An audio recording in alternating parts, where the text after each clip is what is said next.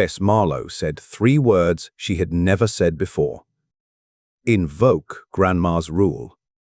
The proximity alarm was still screaming across the Longhall's bridge, a cutter running dark, no transponder, closing fast on an empty lane, out here that meant the same thing it always meant.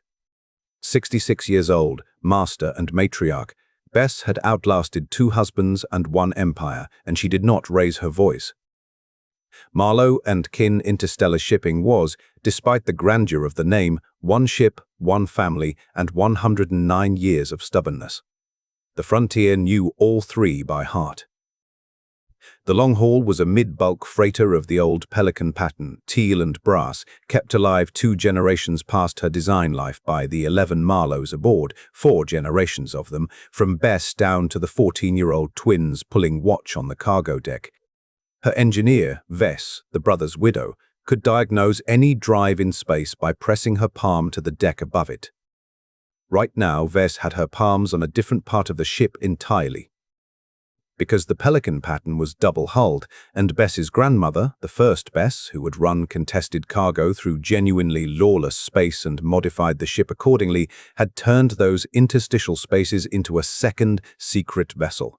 Crawlways, bolt holes, air taps, gear caches, a shadow ship threaded through the visible one, where a whole crew could vanish and live for a week. The rule that came with it was not about fighting. Pirates board for cargo and crew, it ran. Cargo is insured, crew is family. When boarded, nobody fights, nobody argues, everybody vanishes. A pirate on an empty ship is a man alone with his conscience, and no Marlowe has ever been obliged to improve a stranger's conscience at any price above 0. There was a second half to the rule, rarely quoted off the ship. The incident at Harmon's Reach made it famous everywhere.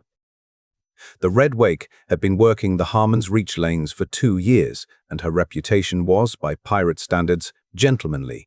A fast-armed cutter, crimson and black, 31 crew under Captain Dev Corr, called Handsome Dev in the port taverns, a man who robbed with courtesy, avoided bloodshed as bad business, and had never once been caught, because he picked his prey with care and his boardings ran like theatre.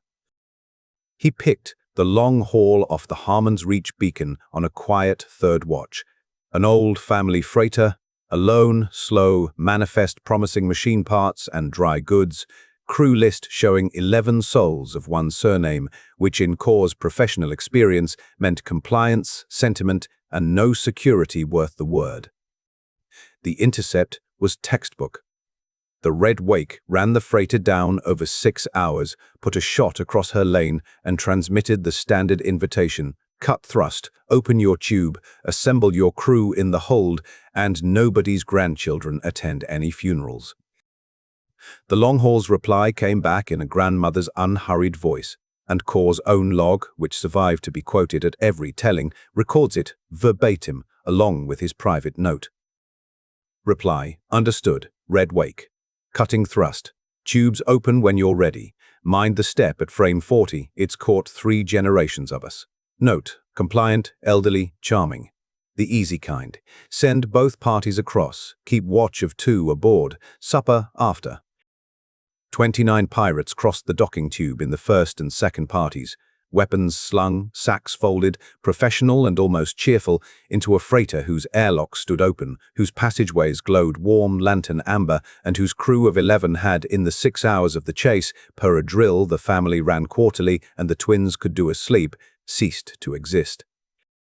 The Red Wake's boarding parties spent 40 minutes discovering the particular unease that Grandma's rule was engineered to produce. The ship was immaculate and empty. Supper for 11 sat warm in the galley, portioned, untouched. 11 bunks were made.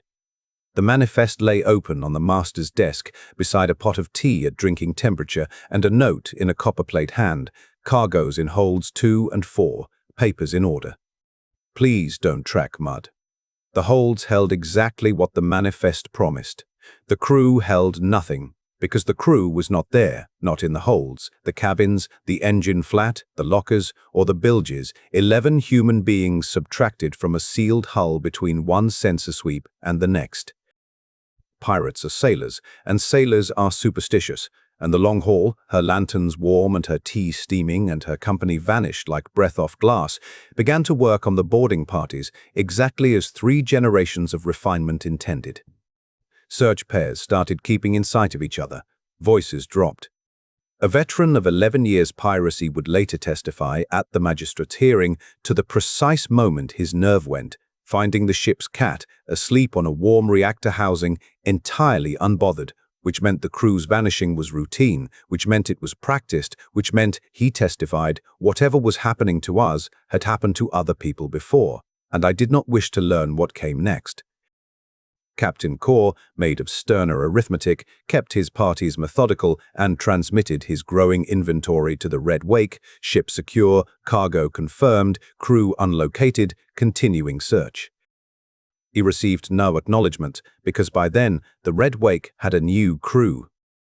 While 29 pirates hunted 11 ghosts through the freighter's visible ship, 6 Marlowes had gone the other way, out of the shadow ship's forward bolt hole, up the outside of their own hull on mag boots along a route, the twins scrubbed of sensor coverage every quarter, and through the Red Wake's own docking collar, which stood per boarding practice everywhere, open, lit, and unguarded, its watch of 2 being otherwise engaged, 1 asleep in his rack, 1 asleep in his rack, 1 making soup. The taking of the Red Wake required 11 minutes, no weapons, and 1 apology. The soup maker, a young pirate named Juno, was met in the cutter's galley by Vess Marlowe, 61, and 3 of her kin, who between them had subdued nothing fiercer than a jammed cargo winch in 30 years, and who employed the technique the family had drilled for exactly this contingency, overwhelming politeness and superior numbers. Juno, turning from her pot to find 4 calm Marlowes in the hatchway holding cargo straps and wearing expressions of gentle regret, weighed her sidearm, the odds, and something in the visitor's collective demeanor that suggested vast prior experience with uncooperative livestock, and raised her hands, retaining, at Vess's insistence, the spoon, because the soup was at a stage requiring attention. The sleeper was strapped into his rack, unwoken, a kindness he spoke of afterward with genuine appreciation. Then the family took stock of its new vessel, and the incident acquired the detail that made it immortal in every retelling from Harmon's Port to the Corr. Pirate cutters are cobbled ships, worked by cobbled crews, and their systems are quirky, and their crews cope the way all crews cope. Taped beside every station of the Red Wake's cramped bridge, in a strong seafaring hand, the prisoners confirmed as Captain Corr's own, were crib notes. Trottle, sticks past half, wiggle, shield panel, secant fuse, lees, trust the third. And, laminated at the weapons console, the note that entered frontier folklore, quoted at bars, stitched on caps, painted eventually on the stern of a certain renamed vessel, "Weapons, do not touch the red one." ASK Juno. Bess Marlowe put her palm on the deck, listened to the drive, and pronounced the cutter sound but ill-mannered, like everything raised without a family. The twins, installed at helm and sensors, inhaled the crib notes and pronounced the ship easier than the simulator, which their grandmother forbade them ever to repeat within insurance, assessor earshot. And Juno, watching from her galley stool with professional fascination as 6 freighter folk brought her captain's warship gently to readiness around her, asked the question the whole frontier would be asking within the month. "Who are you people?" "Shipping," said Bess Marlowe, settling into the command chair and adjusting it for height. "Family firm. Your captain will have heard of us by now, dear. He's aboard our other office."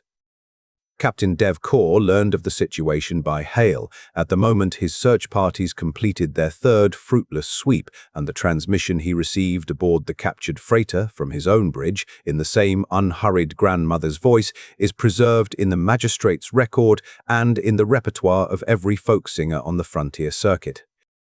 Red Wake to boarding parties, or, I suppose it's the other way about now, the hail ran. "This is Bess Marlowe, Master, Marlowe and Kin, speaking from your ship, which is a tidy enough little thing under the clutter, though your engineer wants a word with whoever last balanced the drive, and by wants a word I mean she has already fixed it and is composing the lecture. Here is the state of accounts. You hold our freighter, empty of family, full of insured goods, and I'd take it kindly if you didn't track mud. We hold your cutter, guns, soup, both your watchstanders who are comfortable, and every crib note on your bridge, which I must say are the most honest documents I've ever seen in your profession. You have no hostages. We have your everything. I make it your move, Captain, and supper's getting cold on both ships. The pause on the channel, witnesses aboard both vessels agreed, was long. Corr was a professional, and professionals audit. His parties confirmed it in minutes. The freighter held no one, threatened no one, hid no one they could ever find. 29 armed pirates possessed, in full, an elderly cargo vessel, its paperwork and its cat, while their home, their arsenal, their escape, and their soup answered to a shipping family with, he now recalled, 109 years of continuous operations in lanes where nothing soft survives a decade. His officers proposed threats. Corr, to his lasting credit in every account, including the family's, overruled them with the assessment that closed the tactical phase of the incident and opened the negotiation. Put it down, all of it, he ordered. We are 29 men on a ship that doesn't work without them, threatening a family that isn't on it, while they hold our ship, which does work without us, because they fixed it. Gentlemen, we have not been boarded. We have been traded. And I have met this kind of firm across a contract table before. We are going to do this their way, and their way will be terms. The terms were negotiated across the docking tube that evening, captain to master, with soup served on both sides of the table because Juno insisted and Bess Marlowe overruled her own family's objection on the grounds that no Marlowe had ever renegotiated a berth on an empty stomach, and she did not intend to watch a stranger try. The family's conditions, dictated by Bess and written fair by a twin, ran as follows, and the original hangs framed in the snug of the Anchor and Compass at Harmon's Port, donated by a party to the proceedings whom the tavern has never identified. Item: no harm was done to any Marlowe, therefore no blood price stands. The family notes: this was your habit before it was your predicament, and weighs it. Item: the cargo is untouched and the mud minimal, noted likewise. Item: all hands of the Red Wake surrender to lawful custody at Harmon's Port. The family will tow, not deliver, the distinction meaning you arrive as men under their own captain, not cargo under ours. Item: per the second half of Grandma's rule, which the family supposes you have earned the hearing of, those who come aboard as wolves and behave as guests will be delivered, fed, unbruised, and spoken for honestly at the hearing, because the frontier is hard enough without pretending men are worse than the worst thing they did. Item: the soup recipe conveys with the ship, non-negotiable. Corr went over the terms twice, his officers over his shoulders, and the account of his response comes from Juno, who watched from the galley hatch and told it for the rest of her long and respectable life. He laughed, she said, not the tavern laugh, the real one that nobody aboard had heard in 2 years. And then he signed, and he stood, and he gave the old woman the formal salute he used to give the port inspectors, except he meant this one. And he said, "Madam, I have robbed 41 ships with perfect courtesy, and I have finally been robbed back the same way. The Red Wake strikes to Marlowe and Kin. Kindly log that we were beaten by better business practices." The procession into Harmon's Port took 4 days, and the frontier's rumor mills, which travel faster than any drive, ensured it arrived famous. The order of sail was the incident in miniature, the long haul leading, teal and brass, family restored and lanterns warm, the Red Wake following on a short tow, crimson and black, her pirate crew standing their own watches under parole, her guns locked out by her own captain's order. Ask. Juno note respectfully in place, and back and forth between them, twice daily, the soup. Port traffic control's log of arrival is framed beside the terms in the Anchor and Compass, because the controller on duty, presented with the strangest convoy declaration in the port's history, entered it exactly as transmitted. 2 vessels inbound, 1 master.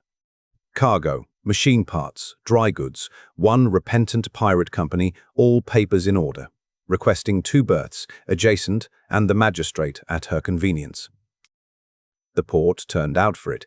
Gallery rails packed 3 deep, and what the crowd saw became the sketch every frontier paper ran, the boarding parties of the Red Wake filing down the ramp into custody in good order, fed and unbruised per the terms, while at the ramp's foot, receiving each man's docked weapons chit like a landlady collecting keys, stood Bess Marlowe, 66, checking names off the manifest a twin held for her, and pausing, at the file's end, to shake hands with handsome Dev Corr in front of every camera on the docks, the photograph that made Grandma's rule, both halves, famous from the reach to the core. The prize court's business was brisk. The Red Wake, lawful prize of a lawful defense, went to auction. The bidding was theatre, the outcome foregone. Nobody in 3 systems was going to outbid the family the ship had been taken by, and no auctioneer alive was fool enough to gavel her to anyone else. Marlowe Kin acquired its second vessel for a sum, the twins recorded in the ledger under the entry. The firm has never allowed an accountant to reword. 1 pirate cutter, slightly used, previous owner's notes included. Provenance earned. The magistrate's hearing occupied a week, and the family kept the final term of the bargain in full, spoken for honestly. Bess Marlowe testified for the defense and the prosecution alike, which the court eventually stopped trying to untangle, her position being that the truth did not divide that way. 41 boardings were entered into the record, and so, at her insistence, were the other numbers. Injuries inflicted across 2 years of the Red Wake's operations, 0, captives mistreated, 0, and 1 deposition from the master of a grain ship robbed the previous spring, who confirmed that Corr's crew, finding the ship's medic overwhelmed with an appendicitis case mid-robbery, had stopped robbing, lent their own surgeon, waited out the operation, and reduced their take, unprompted, by the cost of the medical supplies. The sentences came down accordingly, labor and bond, not the mines. 2 years harbor works for the crew, 3 for the captain, parole eligibility for conduct, and the magistrate's closing remarks, which the frontier's law schools still assign, addressed the strangeness of the case directly. This court has processed piracy for 30 years, she said, and it has never before received the pirates fed, the victims enriched, the vessel improved, and the testimony courteous. The court declines to pretend this is normal. The court also declines to pretend it is sorry. The Reach could stand more crime conducted to Marlowe standards, and considerably more justice negotiated over soup. The crew served their terms. Juno served hers, apprenticed, by her own petition and the family's sponsorship, to the port's galley college, of which she is now, 40 years on, the director, her office wall bearing a single laminated artifact whose provenance she relates to every graduating class. And on the day Dev Corr's parole came through, 3 years to the day after the handshake on the docks, he presented himself at the Marlowe Kin office at berth 11 in a pressed second-hand coat, carrying a letter of application written in the same strong hand as the crib notes, and the letter, framed today in the firm's front office beside the terms and the traffic log, concludes, "You will want to know my qualifications for honest cargo work. They are these: I know every trick ever played against a freighter. Having played them, I keep clear notes, and I have seen your firm's terms enforced from the wrong side of the table, which is the best reference an employer can ask. Also, I am reliably informed you kept the soup. Yours in corrected enterprise, D. Corr." Bess Marlowe hired him, of course. The family had voted on it, 11-0, before his coat cleared the doorway. The vote is in the minutes. He was bonded, per regulation, and started, per family law, at the bottom. Cargo checker, berth 11, under the supervision of a twin, a humiliation he bore, all witnesses agree, with the same courtesy he had brought to armed robbery. He was cargo master within 5 years, the best in the port's memory. The firm's loss rate under his tenure became an insurance industry case study, since no scheme, scam, or slight known to the lanes could be run against the man who had written the manual. He served Marlowe Kin 31 years, trained 2 generations of the family in what he called defensive commerce, and never once, per his terms of employment, drafted by himself, stricter than the bond required, set foot on the bridge of the second ship. The second ship. The red wake went to the yards after the auction and came out renamed, re-registered, and repainted teal and brass over the crimson, though the family, in a decision much analysed by the frontier's folklorists, kept the black trim, waste not being the Marlowe way and memory being the frontier's. Her new name was voted by the full family, twins included, and it is the name she still flies under today, third generation of Marlowes aboard, working the Harmon's Reach lanes she once hunted. The Fair Trade. Her bridge carries one artifact under glass, preserved through every refit by covenant written into the ship's papers. A laminated note in a strong seafaring hand, weapons, do not touch the red one.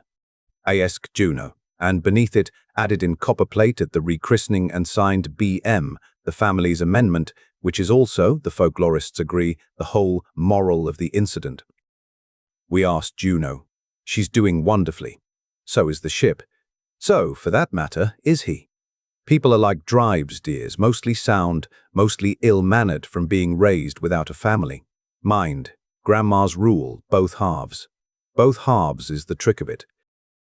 Grandma's rule entered the frontier's commercial law, the way the frontier's best things always did, by results, sideways, over about 20 years.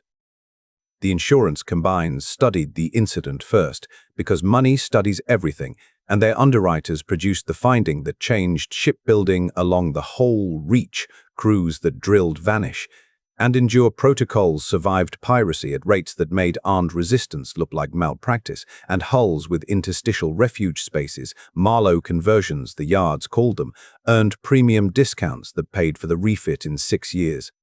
The Pelican pattern came back into production. The family, holding the original drawings, licensed them for a royalty of 1 credit per hull, the ledger entry reading, in a twin's now middle-aged hand, Grandma's architecture. She'd have charged less, but the twins outvoted her memory, 11-0, as usual. The second half of the rule travelled slower, as Mercy does, and further, as Mercy also does.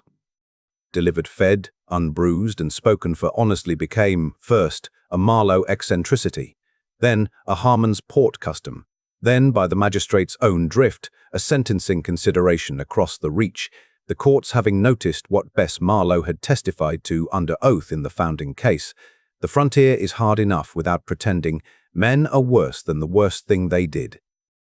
Recidivism among crews taken under rule conditions ran at a fraction of the mine's output. The data, as the family always said of everything, delivered what it promised. Bess Marlowe mastered the long haul another 11 years, retired to the owner's cabin for 11 more, and finished her 88th year aboard, at T, mid-audit, which the family lobbed correctly, as with all papers in order.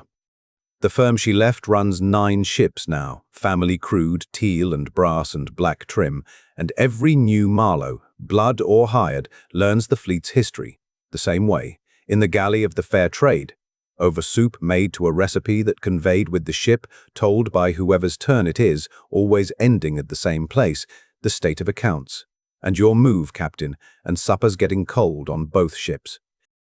The frontier, which forgets nothing useful, has boiled the whole saga down, as frontiers do, to a proverb, current in every port from the Reach to the Corr, deployed whenever force meets patience, and patience is quietly certain of its footing. Never board a family firm. You'll come out of it employed. If this story stayed with you, subscribe. A new one leaves Earth every day.